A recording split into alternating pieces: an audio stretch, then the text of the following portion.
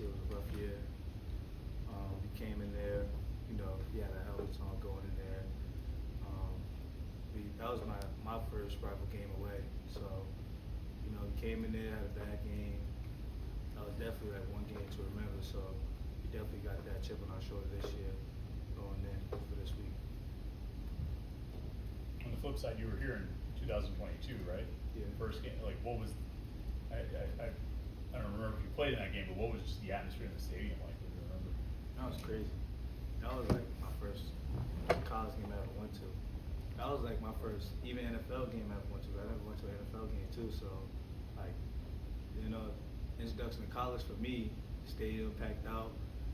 MJ had the game-winning pick six. The stadium was like, I didn't even know it can get that loud, so I'm definitely looking forward to like trying to bring that energy this year again, like definitely win.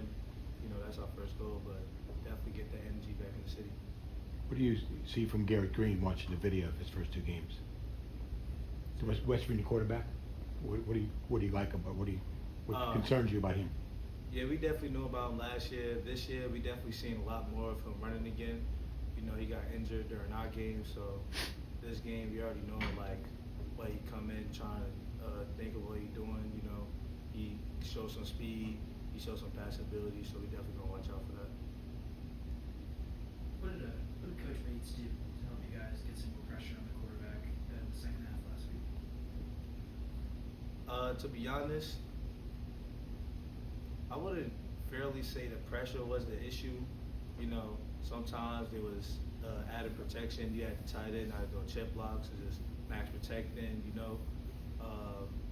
Other times, they doing quick passes. So no matter how like fast the pressure is, quarterback catching it, throwing it, catching it, throwing it. So pressure wasn't getting to him. So I would more so say we probably changed the coverage a little bit, but we just like had a wake-up call for the defense. Like, the things they was doing.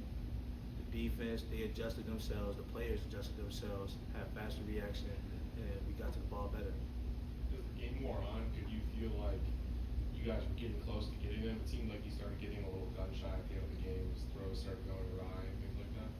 Yeah, because we started switching up the coverages and stuff. We got the quarterback to hesitate. Me, I was coming in heavy the first half, but the quarterback doing so many quick passes, I'm not really affecting it. I got a lot of QB hits, a lot of QB hurries, but because he's doing it so fast, I'm not getting what I'm supposed to get. I'm supposed to get some sacks, But when I just change up the coverage, quarterback gets a hesitant. That's how he ain't got his big time sack off the sharp, So we always gonna say like we the best adjustment in the country, the best adjustment defense. So we're gonna keep adjusting every drive. What did you see from the corners?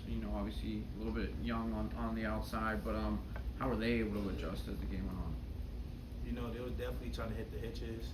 We definitely caught on to that after, you could say, the first quarter. So, we definitely had to just change the coverage. And then, they caught one pass on Rowland. And, I think that was the first drive of the first quarter. Rowland got back. Was that before the half or after the half when he almost caught the pick? I don't remember which part that was, but he always got back for that.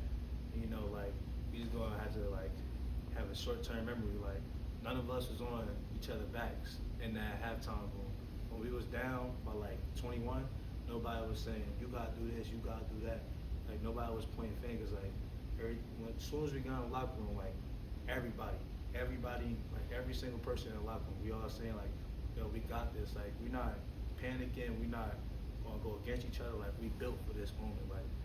We see what they doing. We practice against what they doing. We already know what they were supposed to do. We got locked in. So we locked in, and then we came back. How big was this game for you guys? Obviously, given what happened last year and the record, how important was this comeback in terms of confidence and It was for the rest major. of the season? It was major. I always I was saying down the sideline, this our testament. This literally was our testament. This tested our character because they scored the same amount of points last year, the same exact amount of points. It was I think was it the same amount of deficit, 6-27-2. That was literally our testament. We had to keep composure. We couldn't panic. Couldn't do nothing. you know, we all saying this on the side, like we've been through this before. Like, come on, let's lock in right here. You know, we locked in. Offense score, defense 3 and out. Offense score, defense 3 and out. Offense score, defense 4 and out, 5 and out, and then offense score again, game winner. How is Brandon George competing like the linebackers? Seems like he's pretty good on Saturday. What you see? You know, B. George, that's our field general. You know, Cincy, they was doing a lot of trick plays, you could say, wacky plays, and we're gonna need somebody like B. George to like pick that up. You know, he got his experience. One play, I had an MA on. He had the Army, went tight end, had one for like 50 yards. I was supposed to get him. I ain't see him because he was at the tackle. So it was an Army, it was a little mistake.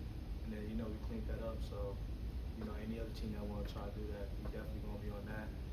And there was other trick plays that they was trying to do, but like they couldn't get no more out of us because we were just, you could say we were sound and we was disciplined.